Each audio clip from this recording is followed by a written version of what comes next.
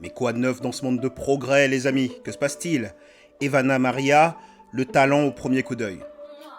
Ivana Maria, une coiffeuse célibataire, elle a su s'imposer dans l'univers de la coiffure grâce à ses compétences exceptionnelles et son sens du détail. Son style unique, qui allie élégance et créativité, a fait d'elle une figure incontournable. Ce qui distingue vraiment Ivana, c'est sa capacité à comprendre les désirs de ses clients et à les sublimer.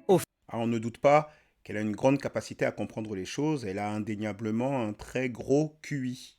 Offrant des coupes et des coiffures qui vont bien au-delà de l'esthétique. Son professionnalisme et sa dédication au travail font d'elle une artiste reconnue dans son domaine. Cependant, sa beauté naturelle avec ses cheveux brillants et son Une beauté naturelle, on va être un peu large sur la définition du mot naturel. ambiance mémorable, sa présence magnétique crée une atmosphère où chaque client se sent unique et spécial. Ses coiffures sont pas mal, hein. Peut-être qu'elle établira des records, hein, avec l'ascension qu'elle a. Peut-être établira-t-elle des records qui resteront dans les annales. Très active sur les réseaux sociaux, elle attire des admirateurs non seulement pour son talent, mais aussi pour son charme et son allure.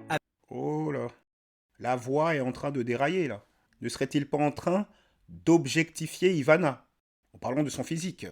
Avec son physique gracieux et son charme latin, Là, c'est un dérapage. Ivana continue d'inspirer et de conquérir tous ceux qui croisent son chemin. Je veux bien croire que ceux qui croisent son chemin prennent un risque assez élevé de torticolis, à cause de son talent, hein, évidemment, à cause de son talent, à cause de son aura, hein, c'est ça. Ivana Maria, c'est plus de 2 millions d'abonnés sur Instagram, près de 3 millions et demi d'abonnés sur TikTok. En quelques mois, elle a passé le million d'abonnés sur plusieurs réseaux sociaux. D'ailleurs, sur son Instagram, elle adopte souvent la même position, sûrement parce qu'elle a été surprise par le photographe, ou peut-être adopte-t-elle cette position pour étaler son énorme culture. Une ascension fulgurante pour cette femme, à l'heure où on nous dit que cette société est très difficile, hein, pour les femmes. C'est très dur pour elles. Elles sont opprimées, hein, par tous ces hommes qui les empêchent, hein, de s'épanouir, qui les empêchent de se développer. C'est ce que nous disent les féministes, hein. J'ai le regret de répondre à ces féministes que la vérité est tout autre. Les femmes ont un énorme pouvoir sur les hommes. Un énorme pouvoir. C'est juste quelque chose qu'il faut reconnaître. Les féministes ont du mal à le faire parce qu'elles veulent installer une symétrie entre les hommes et les femmes. Or, il n'y a pas de symétrie entre les hommes et les femmes. Les hommes et les femmes sont différents. Les hommes sont peut-être physiquement plus forts que les femmes. C'est un avantage que la nature leur a donné. Mais la nature a aussi donné des privilèges aux femmes. Un homme, même s'il est plutôt beau gosse et met en avant ses atouts, n'aura pas la fulgurance de l'ascension d'une Ivana Maria. Ce n'est qu'un exemple parmi tant d'autres, hein. Cette Colombienne de 24 ans, ce n'est pas du tout une exception sur les réseaux sociaux. On sait que le sexe fait vendre les femmes, tout simplement avec le glamour. Il n'y a pas besoin d'en faire plus, pas besoin de faire du contenu pour adultes, par exemple, ou même de l'érotisme, même pas. Tout simplement, le glamour permet aux femmes de se développer économiquement très très rapidement. Ivana veut percer dans la coiffure, d'autres vont percer dans d'autres domaines, dans le modeling même, hein, tout simplement, hein, juste faire des photos. Peu importe, quel que soit le domaine, le glamour aide énormément les femmes. Et d'ailleurs, beaucoup de femmes le comprennent. Beaucoup de femmes usent de ce pouvoir dont elles disposent, et c'est de bonne guerre, hein. Les plus malignes d'ailleurs vont utiliser ce pouvoir et ensuite le déplorer. Ça, c'est pour les plus intelligentes, diraient les bonnes langues, ou les plus vicieuses, diraient les mauvaises langues. On peut, après avoir consommé la soupe, cracher dedans. Et du coup, les mêmes qui auront profité de ce privilège dont bénéficient les femmes peuvent ensuite vous dire que c'est une malédiction pour les femmes. Que le fait que le physique compte, finalement, c'est une malédiction parce que ça empêche de voir leur vraie personnalité. C'est un discours assez courant chez les féministes, hein. Je ne suis pas qu'un physique, je suis une personne et j'aimerais mettre en avant mes qualités intérieures. Eh bien, j'ai le plaisir de dire à toutes ces féministes qu'elles peuvent absolument montrer leur qualité intérieure. Elles ont tout le loisir de montrer qu'elles sont compétentes et qu'elles ont de la personnalité. C'est juste que lorsqu'on veut briller par sa personnalité et par ses qualités intérieures, eh bien c'est à nous de nous rendre intéressants aux autres. Ce ne sont pas les autres qui nous doivent un intérêt particulier, c'est à nous, c'est à chacun de nous de mériter l'intérêt qu'on voudrait que les autres nous donnent, tout simplement. Et d'ailleurs, comme je vous le disais, un homme, s'il veut l'intérêt, un grand intérêt du public, il faudra qu'il produise. Les hommes ont une valeur intrinsèque, juste due à leur existence, moins grande que les femmes. Les femmes ont une valeur intrinsèque énorme. Rien que le fait d'exister, elles ont déjà énormément de valeur. La nature nous a fait comme ça parce que les femmes portent la vie et donc il faut qu'on soit programmé pour les chérir déjà juste parce qu'elles existent et qu'elles ont cette capacité à donner la vie. C'est anthropologiquement la manière dont la nature nous a paramétrés. La femme n'a pas forcément besoin de produire quelque chose d'extraordinaire pour qu'on lui donne de la valeur. L'homme aura beaucoup plus besoin de le faire. La valeur des hommes réside beaucoup plus que les femmes dans ce qu'ils produisent. Et c'est comme ça que la nature a assuré notre survie. L'homme est fait quelque part pour un petit peu idolâtrer la femme, pour un petit peu la mettre sur un piédestal. Et ce phénomène se manifeste de plusieurs manières différentes. L'une d'elles, c'est l'ascension fulgurante d'une femme qui, lorsqu'il l'identifie au niveau reptilien comme fertile et en bonne santé, anthropologiquement, fertile et en bonne santé, c'est ce qu'on appelle belle. Une belle femme, c'est une femme anthropologiquement identifiée comme fertile et en bonne santé. Et c'est bien sûr quelque chose qui peut être monétisable. Il y a énormément de possibilités pour les femmes, rien que grâce au glamour. Vous êtes une jeune femme, vous vous trouvez un t-shirt rose, vous vous mettez un serre-tête avec des oreilles de chat, vous vous filmez et des gens viendront vous donner de l'argent. Aussi simple que ça. Vous parlez de votre vie ou vous faites semblant de jouer à un jeu vidéo. Vous n'avez même pas besoin d'être forte aux jeux vidéo auxquels vous jouez. Vous vous filmez en train de faire ce que vous voulez et des hommes viendront vous donner de l'argent. Et de manière significative, des femmes vivent de ça. 10 000, 15 000 euros par mois. Par contre, si vous êtes un homme, il faudra apporter une plus-value. Parce que votre existence en elle-même n'a pas autant de valeur que celle d'une femme. Un homme, s'il se filme en train de jouer à un jeu vidéo, il faudra qu'il soit fort. Il faudra qu'il soit compétent. S'il fait des analyses, il faut qu'elles soient pertinentes, voire brillantes, etc., etc. Il faut qu'il amène une plus-value. S'il fait du sport, il faudra qu'il soit un monstre. Les femmes n'ont pas forcément besoin de ça. Les femmes ont d'autres atouts. Vous avez même des femmes qui vendent n'importe quoi venant d'elles. C'est la manifestation même d'une idolâtrie venant des hommes. Après des Ruby Nicara ou des belles delphines qui vendent l'eau sale de leur bain ou bien leur culotte sale, vous avez maintenant des femmes tout à fait average, des femmes anonymes, des femmes lambda qui vendent leurs chaussettes sales. Comment gagner 100 000 $ par mois avec vos chaussettes sales? Ce n'est pas une blague. Vous avez des tutos qui vous apprennent ça. Je lis avec vous. Personne ne me croit lorsque je dis que j'ai été payé non seulement pour porter ces chaussettes pendant la journée, mais pour l'emballer et l'envoyer à un client pour 1 000 $. Ok, donc elle écrit le nom du client sur une chaussette, le met dans un sac plastique et le vend à 1 000 $. Il n'y a même pas besoin d'être un top modèle pour ça. Même pas besoin. Vous voyez, rien que ses mains, vous voyez que c'est pas forcément un modèle, un top modèle. Rien qu'aux mains, vous pouvez voir la morphologie de quelqu'un. D'ailleurs, quand vous allez sur sa page, vous ne voyez que des pieds ou des mains. Vous ne voyez jamais sa morphologie ou son visage. Il n'y a pas besoin d'être la plus jolie pour faire ce genre de choses. Il y a des hommes qui vont acheter ce genre de choses. Alors je vous le dis, les hommes, ce n'est pas du tout une bonne idée que de faire ça. Sachez que les femmes n'ont aucun respect pour les hommes qui font ce genre de choses. Le terme qu'elles emploient, c'est pay pigs, les cochons de payeurs, hein, voilà comment les femmes appellent les hommes qui sont prêts à dépenser des sommes des fois importantes pour ce genre de choses.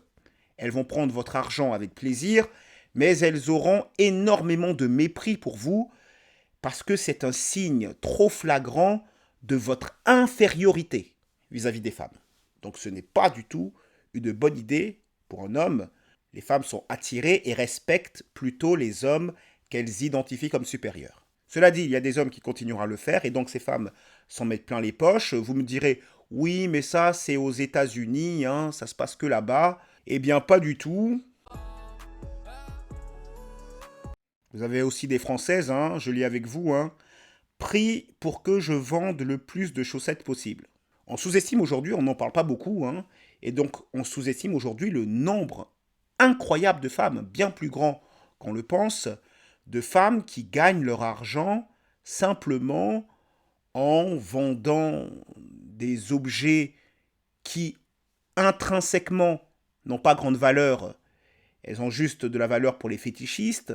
Elles gagnent leur vie comme ça, ou elles gagnent leur vie sur OnlyFans. Et la question à se poser, c'est quel modèle suivent les jeunes filles aujourd'hui, dans une époque où les jeunes veulent de plus en plus vivre des réseaux sociaux, qui paraissent bien plus confortables, à côté de beaucoup d'activités plus éreintantes, plus demandeuses, en tout cas en apparence, plus demandeuses en effort.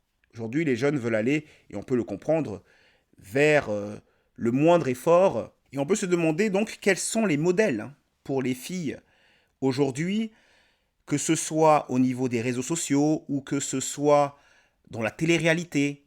Vous allez avoir des femmes qui vont de plus en plus faire appel à la chirurgie esthétique, se gonfler leur postérieur, se gonfler leur poitrine, se gonfler les lèvres, en pensant que c'est une très bonne chose. Parce qu'aujourd'hui, c'est estampillé comme bankable, pour ensuite devenir modèle, et finir sur Mime ou OnlyFans. Ça devient malheureusement une trajectoire de plus en plus classique, de plus en plus courante. Comme je vous le disais, le sexe fait vendre, le glamour est un avantage énorme dont peuvent profiter les femmes, et donc assez logiquement, on fera face à des excès en tout genre. La multiplication de ces cas, c'est malheureusement ce à quoi on va assister, tout simplement parce que c'est la loi du marché. D'ailleurs, au tout départ de la vidéo, il insiste bien sur le fait qu'elle soit célibataire. Ça, c'est du marketing, hein. C'est du pur business. Rien ne dit que cette femme est célibataire. Et même si elle se dit célibataire, ça ne veut pas dire qu'elle est seule. Les hommes trophées, quand ils sont en couple, c'est ces hommes qui sont persuadés que leur présence est déjà un privilège ultime pour toi.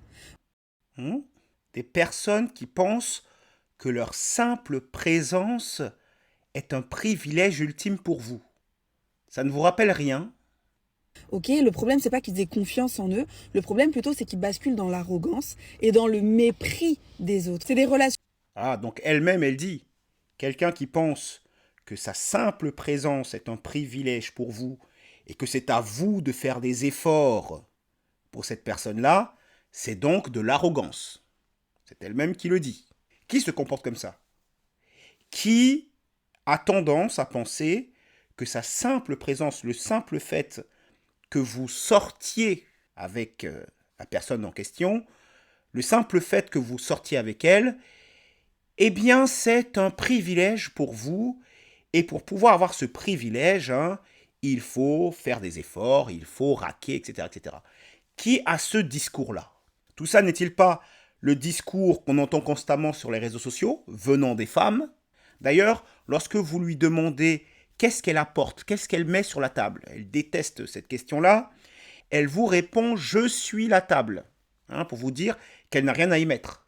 C'est très très courant de les entendre vous dire ça. Eh bien, je suis ravi d'entendre qu'elle-même, là à la base, elle veut juste donner des conseils aux femmes, mais je suis ravi d'entendre qu'elle dise que quelqu'un qui pense que rien que sa présence, que vous sortiez avec elle, ce soit un privilège pour vous et que vous devriez tout faire, tous les efforts pour avoir l'honneur de sortir avec elle, je suis ravi d'entendre que c'est de l'arrogance et du mépris pour vous. des autres. C'est des relations à sens unique parce qu'en fait, ils sont persuadés que leur simple présence vaut tous les efforts et toutes les concessions de ta part. Donc eux, leur investissement va rester très superficiel, que ce soit avec toi, y compris s'ils ont des enfants, parce que c'est toujours eux d'abord. Et d'ailleurs, ils vont très mal vivre le fait d'avoir des enfants parce que forcément, le centre de l'attention, ça ne sera plus eux. Ça va basculer sur l'enfant et donc ça va dégrader fortement le peu de relations qu'il y avait. Et le fond du problème, c'est qu'ils ont besoin d'être validés en permanence. Ils sont dans cette quête de Tiens donc, besoin d'être validé en permanence. Ça vous rappelle qui, ça? reconnaissance qui est infinie, d'accord, qui n'a pas de fin. Quoi que tu fasses, ça sera jamais assez pour eux. Très intéressant, hein, tout ça. Hein. Quand une personne estime que tout lui est dû, en vérité, tout ce que vous faites lui est dû, c'est à vous de faire des efforts pour la personne. Et quand une personne pense ça, elle vous dit c'est sans fin. C'est sans fin. Très intéressant. Forcément, c'est des attitudes qui empêchent l'équilibre et l'échange authentique, donc tu vas toujours te sentir rabaissé, humilié dans des relations avec ce type de personnes-là. Les hommes trophées savent recevoir, mais ne savent pas donner. Eh bien, ravi d'entendre tout ça. Hein. Les hommes, vous prenez tout ce qu'elle a dit hein, et vous remplacez homme par femme. D'accord? Et je n'ai rien à rajouter. Et d'ailleurs, elle a raison. Hein. Si vous êtes une femme et que vous faites face à un homme pareil, à cet homme trophée qu'elle décrit, oui, effectivement, une femme ne devrait pas accepter un homme pareil. Elle a tout à fait raison. Évidemment que des hommes comme ça existent, des hommes narcissiques, qu'on pourrait dire pervers narcissiques, une expression tellement utilisée qu'elle est assez galvaudée aujourd'hui. Il y a des hommes comme ça qui existent sûrement, mais il y a surtout des femmes qui ont cette mentalité-là, qui est d'ailleurs encouragée par les réseaux sociaux. Et beaucoup d'hommes acceptent que des femmes se comportent comme ça. Mais c'est la marque des hommes qui se respectent que de refuser ce cadre mental. Une femme, elle aussi, a des efforts à faire hein, pour vous garder, vous, un homme, parce que vous n'êtes pas quelqu'un qui ne vaut rien, vous n'êtes pas quelqu'un d'inférieur à elle. Si vous voulez d'ailleurs que votre relation dure, vous ne devez pas être identifié par elle comme inférieur. Beaucoup d'hommes acceptent d'être traités en inférieur hein, lorsqu'ils font face à leur femme en pensant que ça va bien se passer, que ça va bien se terminer. Les chances que ça se termine bien sont en vérité très faibles. Nous passons rapidement au Tinder Show. Le Tinder Show avec Corinne 46 ans, qui nous dit « Ajoute ta taille, c'est plus simple. Relation durable, minimum 1,80 m. Humour, charisme et répartie, a de la conversation, intéressant, attrait pour les animaux en général, spontané et naturel, dur au cœur tendre. » Ça c'est feu vert hein, pour tout ce qu'elle vient de lister. Feu rouge hein, pour les relations éphémères, instables, plan cul, superficielles, photo bouche en cœur, tirage de langue, photo peu claire ou périmée, égocentrique, radin ou calculateur, ne parle que de lui, ramène tout à lui, ne s'intéresse pas à l'autre. C'est ça qu'elle voulait mettre. Hein. Ne s'intéresse pas à l'autre. Eh bien, c'est très intéressant. Hein. Corinne nous a fait une liste. Hein. Vous avez en vert tout ce qu'elle recherche chez un homme et en rouge tout ce qu'elle ne veut pas. Alors, minimum 1,80 m. D'ailleurs, elle commence par ça. Hein. Ajoute ta taille. Hein. Corinne est très sensible à la taille et beaucoup de femmes sont sensibles à la taille. Pas toutes, mais beaucoup le sont. Alors, vous devez être un homme grand, drôle, avec de la répartie, du charisme. Vous devez avoir de la conversation. Hein. Corinne aime les tchatcheurs. Elle aimerait que vous ayez un attrait pour les animaux, sûrement pour les chats. Hein. Je dis ça au hasard, hein, probablement. Et vous devez être un dur au cœur tendre. Hein. Là, ça nous dit tout.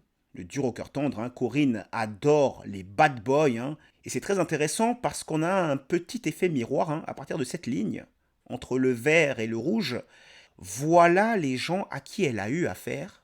Voilà les histoires qu'elle a connues, des relations éphémères, instables. Elle a eu affaire à des hommes superficiels, égocentriques. Et Corinne ne fait pas encore le rapport entre ces critères et les résultats qu'elle a connus dans sa vie. Elle ne fait pas le lien. Elle ne voit pas que tout ce qu'il y a là, c'est la conséquence de ce qu'il y a au-dessus. Tu veux un grand bad boy, tchatcheur, Et tu t'étonnes de n'avoir que des relations instables, une vie relationnelle chaotique. Tu t'étonnes d'avoir affaire à des hommes que tu qualifies d'égocentriques, parce qu'en fait, ils ne s'intéressent pas à toi, des hommes qui ne parlent que d'eux, lorsqu'elles sont en date face à eux, des radins, des radins. Bah oui, le beau gosse, il n'a pas l'habitude, il n'a pas besoin de payer. Il n'a même pas besoin d'emmener les femmes dans un restaurant chic. Il n'a pas besoin de tout ça. Lui, il a l'habitude de coucher assez facilement avec des femmes qui lui tombent dans les bras, et toi, tu attends qu'il dépense des sommes pour toi. Non, non, il n'en a pas besoin. Il veut pas. Il veut pas. Et aujourd'hui, à 46 ans, Corinne, tu feras face de plus en plus à des hommes qui ne voudront pas beaucoup te donner. Ils ne voudront pas beaucoup faire d'efforts pour toi.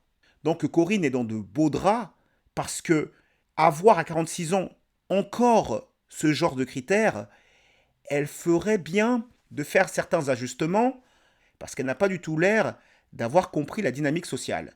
Les hommes que Corinne recherche, sait-elle à quelle femme ces hommes ont accès et comprend-elle donc quelle qualité elle doit avoir, elle, pour pouvoir obtenir l'engagement sérieux de ces hommes-là? Est-ce qu'elle comprend toute cette dynamique? Ce que je vous dis là, ce sont des choses qui parfois dépassent les femmes. Elles n'arrivent pas à faire le lien entre les critères qui sont là et les conséquences qui sont là. Parce qu'elles n'arrivent pas à articuler les choses comme je vous les ai dites. Il faut prendre en compte les femmes à qui ces hommes-là ont accès et donc comprendre les qualités qu'elle doit avoir pour pouvoir obtenir des relations sérieuses de ces hommes-là. Pour l'instant, ce que Corinne expose, c'est d'une clarté magnifique, c'est un cas d'école. La liste de ce qu'elle veut et de ce qu'elle ne veut plus, en fait, c'est ce qu'elle ne veut plus, la liste qu'elle nous donne là, nous raconte son histoire. Comme d'habitude, nous souhaitons le meilleur à Corinne. C'était Cameron, Diffusion 73. Dites-moi ce que vous pensez de tout ça dans les commentaires. Abonnez-vous et activez la cloche pour recevoir toujours plus d'éclairage, de décryptage et d'analyse. Et n'oubliez pas, toujours droit dans vos bottes, choisissez consciencieusement votre propre chemin.